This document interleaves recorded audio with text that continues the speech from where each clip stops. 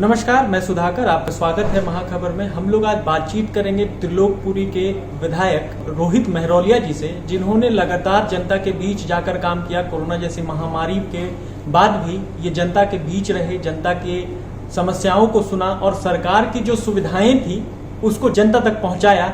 आइए बात करते हैं रोहित मेहरोलिया जी से। आप मुझे ये बताएं, क्योंकि प्रतिनिधि आप हैं सरकार के जनता के लिए, तो जनता के लिए इस महामारी में क्या काम हुए? देखिए, जो भी दिल्ली के अंदर काम हुए बड़े ऐतिहासिक अपना आप में रहे हैं। ये वैश्विक महामारी कोविड-19 की वजह से आज केवल दिल्ली नहीं, पूरा देश और पूरा विश्व बहुत परेशान रहा। लोगों के लिए नई चुनौती थी, नई चीज थी सीखने के लिए भी, किस तरह से व्यवस्था करनी है, क्या करना है, सब कुछ नया था।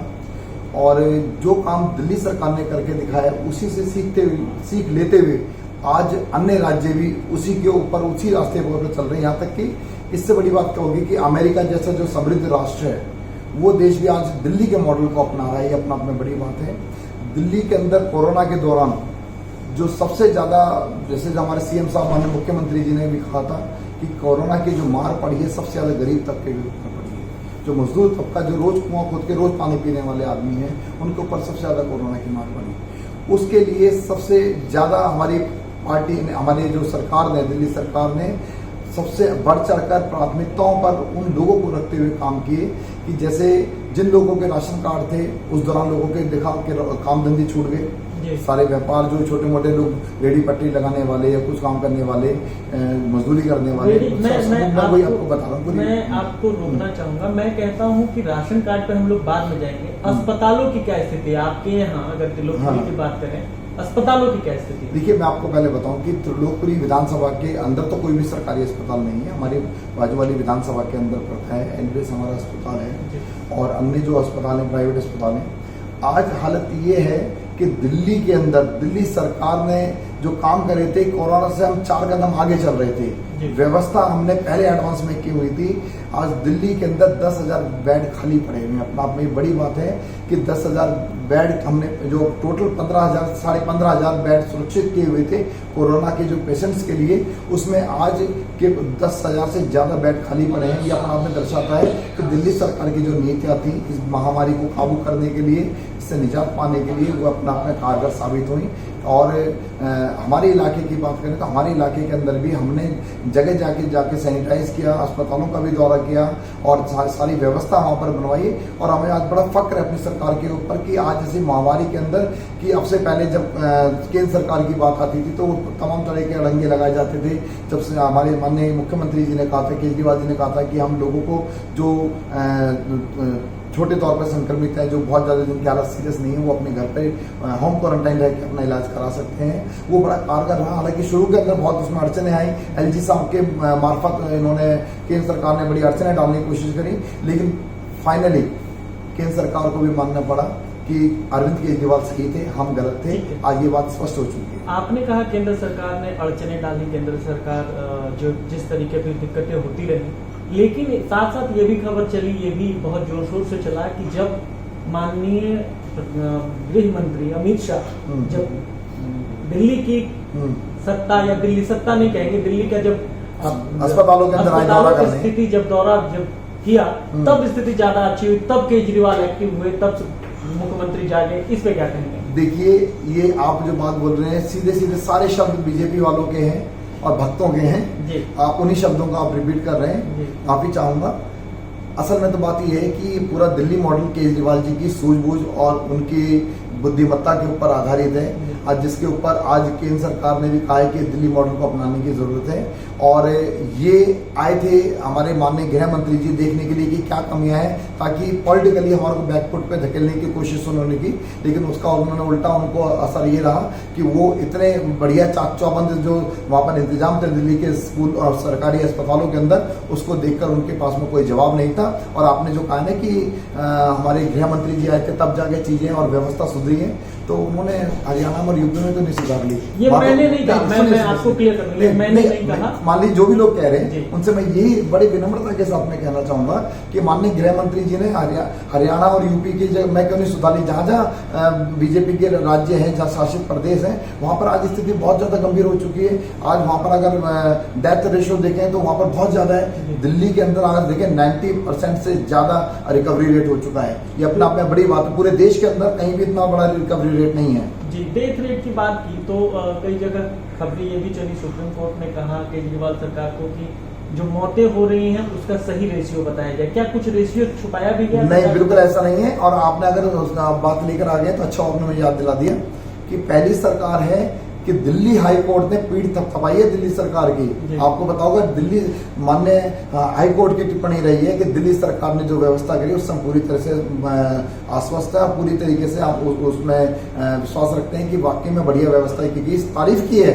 बहुत कम देखने को रेल मिलता है कि बिल्कुल नहीं आपको वही बता रहा हूं मैं कि उसमें अपने आप में बड़ी बात है कि आपने बहुत कम सुना होगा कि माननीय न्यायालय बीच में आकर किसी सरकार के काम के तारीफ करें। लेकिन ये सारी चीजें, बहुत सारी चीजें आज के पेपर में मैंने पढ़ा है कि बीजेपी के कई नेता जावड़ेकर जी ने आज बयान दिया है कि केजरीवाल जी कोरोना को लेकर राजनीति कर रहे हैं। हम सीना ठोक के बोलते हैं राजनीति कर रहे हैं, लेकिन हम अच्छी राजनीति कर रहे हैं, सकारात्मक राजनीति कर रहे हैं, लोगों को, गरीबों को फायदा पहुंचाने की राजनीति कर रहे हैं। आप भी वाली राजनीति करो।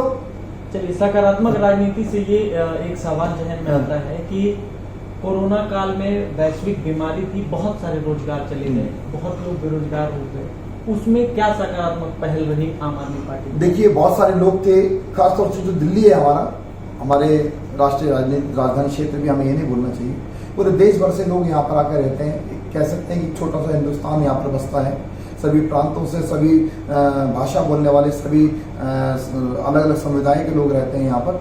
तो देखने में आया कि जो लोग कुछ साल पहले या कुछ दशकों पहले दिल्ली के अंदर रोजगार की तलाश में आए थे और बहुत अच्छा उनका सब कुछ चल भी रहा था, लेकिन कोरोना महामारी की वजह से उनका सब जो काम धंधा बंद हो गया, तो लोगों ने अपने गृह जो उनका जहाँ भी उनके गंतव्य थे, जहाँ उनके गांव थे, उनकी तरफ उन्होंने पलायन बहुत बड़ी तादाद में करना शुरू कर दिया। वो अपने आप में बड़ा मार्मिक था और हमें भी बड़ा उसका हमने देखा तो हमें भी बहुत दुख हुआ कि लोग इतनी बड़ी तादाद में जा रहे हैं। हमने उस दौरान भी सरकार ने बहुत जो हमारे मजदूर भाई बहन अपने घर जा रहे थे उनको घरों तक पहुंचाने के बहुत बड़ी स्तर पर व्यवस्था की। लोगों ने हमने लोगों को यहाँ से ट्रेन में, बस में 1,000 2,000 किलोमीटर तक उनको उनके गंतव्य तक पहुंचाया।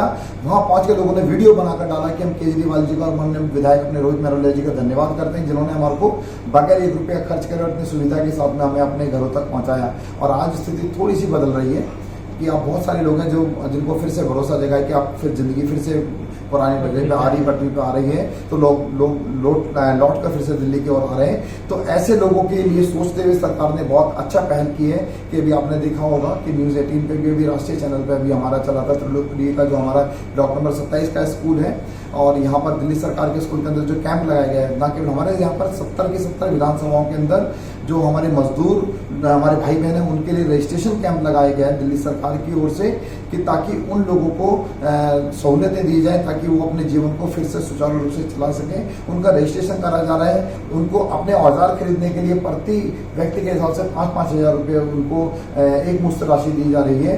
उनको दुर्घटना होने पर 1 लाख रुपये की, जो अपंगता होने के ऊपर 1 लाख रुपये की राशि है, 3 लाख रुपये की राशि तक का लोन भी प्रावधान उसके अंदर है, बच्चों की पढ़ाई के लिए भी उसके अंदर है। अन्य उसमें लगभग 18 तरह की सुविधाएं लोगों को देने का प्रावधान उस योजना के अंदर है। लोग बड़ी खुशी खुशी आ रहे हैं। आप जाके बाहर, मैं कहूँगा कि आप वहाँ भी जरूर जाएं। लोग कितने खुशी खुशी वहाँ पर पहुँच रहे हैं, रजिस्ट्रेशन करा रहे हैं। लोगों को इस उम्मीद में और इस भरोसे के साथ में रजिस्ट्रेशन कराने के लोग इतनी बड़ी तादाद में वहाँ पहुँच रहे हैं। उनको पता है केजरीवाल ही अकेले एक ऐसा हमारा नेता है, ऐसा मुख्यमंत्री है कि जो गरीबों के साथ में खड़ा है। जी ठीक है। इसके साथ साथ एक रोजगार बाजार भी आप लोग चला रहे हैं आम आदमी पार्टी की तरफ से पहले, उसमें क्या सुविधाएं हैं? देखिए, उसके अंदर सरकार ने एक पहल ये की, ये सब उसी से जुड़ी हुई चीजें कि लोगों को फिर से जिनके रोजगार चले गए हैं उनको फिर से रोजगार वो अपना पाएं और अपने परिवार का लालन पालन अच्छे ढंग से कर पाएं, अपने बच्चों की परवरिश अच्छे से कर पाएं।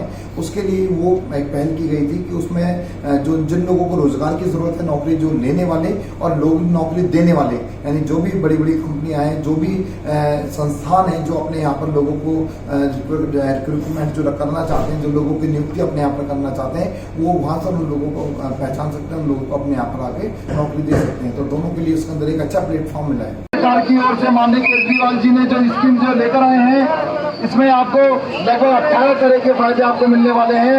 इसमें आपको मासिक पेंशन का प्रावधान है और आपको अपने औजार खरीदने के लिए 5,000 रुपए दिए जाएंगे। उसके अलावा आपकी बेटी की शादी की लिए अगर बात आती वो समय आता है तो उसके लिए 30,000 रुपए की राशि का प्रावधान है। और कोई भी दुर्घटना होने पर यदि कोई हमारे मजदूर भाई बहन काम करते हुए दुर्घटनाग्रस्त होकर अगर उसका कोई शरीर का अंग बेकार हो जाता है, अपंगता आ जाती है, उसमें 1 लाख रुपए का प्रावधान है। तो कुल मिला के बहुत सारी इसके अंदर इस तरह योजनाएं हैं, वो तभी आप उसका लाभ उठा सकते हैं कि जब आप अपना रजिस्ट्रेशन। एक आखिरी सवाल महोदया जी कि सरकार में आपको रहते के लिए मैं ये कह रहा हूँ कि कोई महत्वाकांक्षी योजना जो इस दौरान हुई हो या विधायकी के दौरान जो समस्याएं अड़चने हुई हों बतौर विधायक काम करने में, उन देखिए चुनौती तो सबसे बड़ी हमारे सामने यही थी कि जो हमारे इलाके के जो लोग हैं, कि जितने भी जो खासतौर से गरीब तबका है, हमारी जो कॉलोनी है ज्यादातर यहाँ गरीब लोग रहते हैं। रिसेटलमेंट कॉलोनी त्रिलोकपुरी पूरी आती है, चिल्ला विलेज, कोटला विलेज आता है, न्यू अशोकनगर में बहुत हमारे पूर्वांचल के लोग रहते हैं। हमारी प्राथमिकताओं में सबसे पता है कि हमारे इलाके में कोई भी एक सिंगल आदमी भी भूखा न सोए, उसके लिए हमने बहुत व्यापक स्तर पर व्यवस्था की थी। हमारे यहाँ पे दिल्ली सरकार के जितने स्कूल हैं, हमने एमसीडी के भी कुछ स्कूलों को लिया था और लगभग यहाँ पर हमने 20 जगह पर राशन और खाना बना हुआ खाना 2 टाइम बंटवाया। उसके कोविड के दौरान स्कूलों के लोग अपने परिवार के लिए एक बना हुआ खाना लेके जाते थे, जिन पर राशन कार्ड था। लगभग 72 लाख से ज्यादा ऐसे लोग जिनके पास राशन कार्ड था, उनको दुगुना राशन दिया गया। जिनके पास राशन कार्ड नहीं था उन लोगों को दिल्ली भर के अंदर आप देखें तो लगभग 35 लाख से ज्यादा ऐसे लोग थे जिनके पास में राशन कार्ड नहीं था, उनको भी राशन की व्यवस्था की गई। आपने देखा ये हमारे साथ रोहित महरौलिया जी थे, त्रिलोकपुरी विधानसभा से विधायक, जो सरकार की तमाम उपलब्धियों के बारे में बता रहे थे। कोरोना से कैसे सरकार ने युद्ध लड़ा, कैसे उस पर निजात पाया गया, इन सब चीजों पर बात कर रहे थे। हमारे साथ जुड़ने के लिए धन्यवाद।